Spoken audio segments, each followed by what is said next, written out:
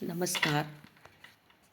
आज चर्चा करते हैं रामचरितमानस किस प्रकार सामाजिक, नैतिक एवं शैक्षणिक उत्थान का सशक्त दस्तावेज है।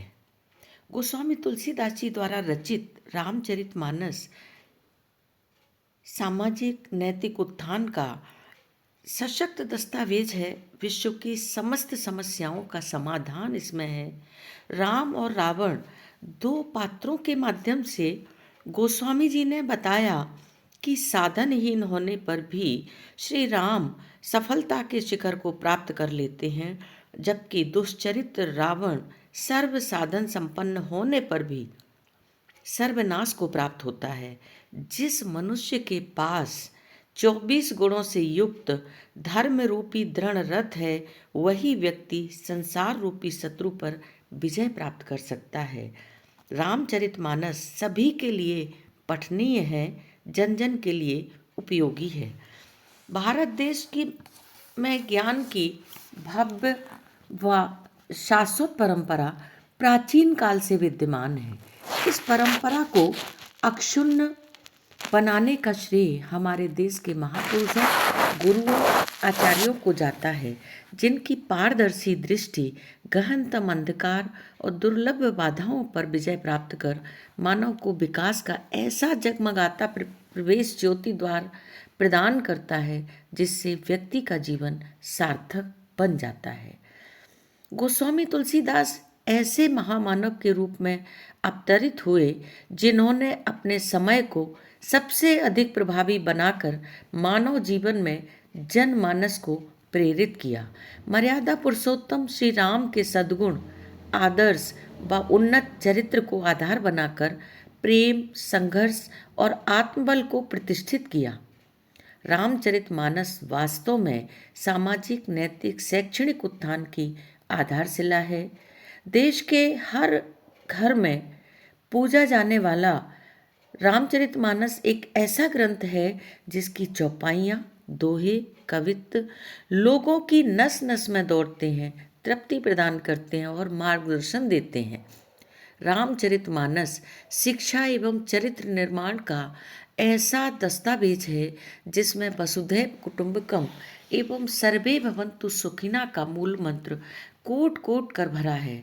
रामचरितमानस गंगा के समान पावन व सबका हित करने वाला है। गोस्वामी तुलसीदास जी कहते हैं, स्वांता सुखाय तुलसी रघुनाथ गाथा, भाषा निबंध मति मंजुल मापनोति, मंगल करनी कलिमल हरनी, तुलसी कथा रघुनाथ की। यह राम कथा कलयुग के पाप ताप संताप को हरने वाली है, जन जन के लिए उपयोगी है। ऐसी आचार संहिता है जो जीवन जीना सिखाती है। विश्व की समस्त समस्याओं का समाधान इस अद्भुत रचना में है। यह ग्रंथ एक साथ धर्मशास्त्र, नीति शास्त्र, समाज शास्त्र, दर्शन शास्त्र, राजनीति, साहित्य और महाकाव्य तो है ही, जीवन की विविध भावनाओं का मनोविज्ञान भी है। गोस्वामी तुलसीदास जी ऐसे स्वस्थ, समुन्नत, संस्कारशील समाज की रचना करना चाहते थे, जहाँ कोई दुखी व दरिद्र न हो, सभी सुखी हों, जहाँ गुणवान, पंडित, ज्ञानी, कृतज्ञ तथा श्रेष्ठ आचरण करने वाले व्यक्ति हों, क्योंकि चरित्रवान व्यक्ति ही महान बन सकता है। व्यक्ति की महानता का रहस्य उसके चरित्र बल में निहित है। एक कहावत है, धन गया कुछ नहीं गया, स्वास्थ्य गया कुछ गया, और यदि चरित्र चला गया तो सब कुछ चला गया। चरित्रवान व्यक्ति साधनहीन होने पर भी सफलता के शिखर को प्राप्त करता है, और दुष्चरित्र व्यक्ति सर्व साधन संपन्न होने पर भी सर्वनाश को आमंत्रित करता है। रामचरितमानस में वर्णित दो पात्र राम और रावण इसके ज्वलंत उदाहरण हैं। राम रावण युद्ध के दौरान विभीषण ने देखा कि मेरा भाई रावण आजन्म परद्रोही, दुराचारी, अत्याचारी, अस्त्र शस्त्रों से सुसज्जित है, सोने पर रथ पर आरूढ़ होकर आ रहा है और दूसरी ओर श्री राम सदाचारी हैं, सद्वृत्ति, धर्मचारी, दीन बंधु, जिनके पास न रथ है, न सिर पर वस्त्र है, न पैरों में पनैया है। यह कैसा विरोधाभास! ऐसी विषम स्थिति में विभीषण को थोड़ा संदेह हुआ कि राम युद्ध कैसे जीत सकेंगे, तो उन्होंने राम से पूछ ही लिया, नाथ न रथ न ही तन पद त्राना, के ही विधि जितव वीर बलवाना। विभीषण की शंका का समाधान करते हुए श्री राम ने कहा कि विभीषण, भौतिक वस्तुओं का संग्रह साधन नहीं होता। यदि मनुष्य के पास धर्म रूपी रथ है तो वह अवश्य ही विजयी होता है, और यह धर्म रूपी रथ 24 लक्षण या गुणों से युक्त है। व्यक्ति यदि इन 24 गुणों को अपने जीवन में उतार ले तो वह कभी पराजय का सामना कर ही नहीं सकता। धर्म रथ के रूपक के माध्यम से श्री राम ने श्रेष्ठ मानव के अंदर 24 गुणों का निरूपण किया, जिनको धारण करने वाला उदात्त चरित्र, उन्नत व्यक्तित्व वाला हमेशा हमेशा विजयी होता है। देखिए राम के शब्दों में वह 24 गुण। सौरज धीरज तेहि रथ चाका, सत्यशील दृढ़ ध्वजा पताका, बल विवेक दम परहित घोरे, क्षमा कृपा समता रजु जोरे, ईस भजन सारथी सुजाना, बिरति चर्म संतोष कृपाना, दान परसु बुद्धि शक्ति प्रचंडा, बर विज्ञान कठिन को दंडा, अमल अचल मन ज्ञान समाना, सम जम नियम सिली मुख नाना, कवच अभेद विप्र गुरु पूजा, यही सम विजय उपाय न दूजा। शौर्य और धैर्य इस धर्मरथ के पहिए हैं। सत्यशील की ध्वजा पताका है, जो सुरक्षा व विजय का चिन्ह है।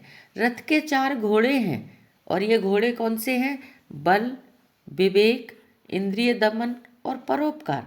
और चारों घोड़ों की लगाम क्षमा, कृपा और समता की है।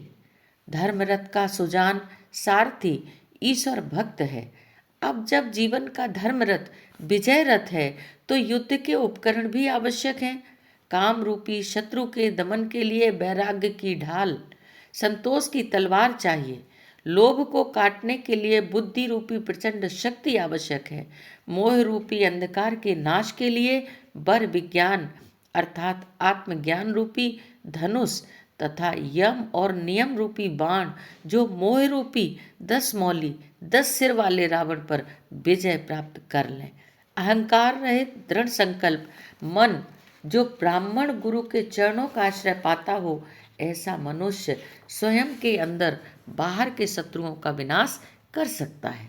जिस मनुष्य के पास सदाचरण का ऐसा दृढ़ धर्म रथ है, वही महा अजय संसार रूपी शत्रु पर विजय प्राप्त कर सकता है।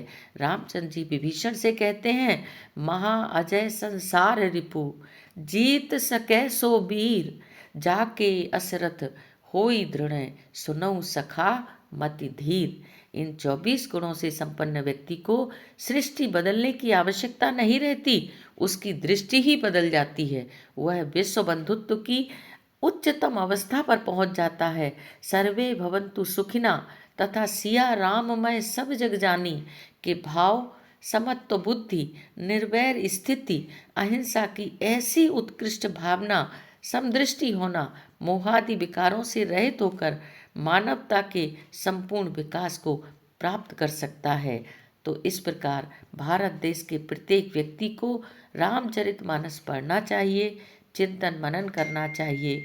इस विशाल देश के पास एक ऐसी संस्कृति है जिसमें ज्ञान के विभिन्न विचारों का, भाव की विविध अनुभूतियों का और कर्म के अनेक कर्तव्यों का समन्वयात्मक स्वरूप विद्यमान है। इस प्रकार से हमें संकीर्णता और अनुदारता को दूर रखने की परंपरा हमारी शिक्षा की जो आधारशिला रही है, उसी को हमें अपनी शिक्षा का उद्देश्य बनाना चाहिए। वास्तव में रामचरितमानस सामाजिक, नैतिक व शैक्षणिक उत्थान का सशक्त दस्तावेज है। श्री राम जी महामानव पुरुषोत्तम हैं। विषमता और विसंगतियों के बीच रहकर उन्होंने बल, विवेक, शील, सौंदर्य व उदारता का जो परिचय दिया, उसके आधार पर वे एक आदर्श पुत्र, शिष्य, बंधु, मित्र व स्वामी हैं, जिनके चरण चिन्हों पर चलकर मानव चरित्रवान व स्मरणीय बन सकता है। जय श्री राम।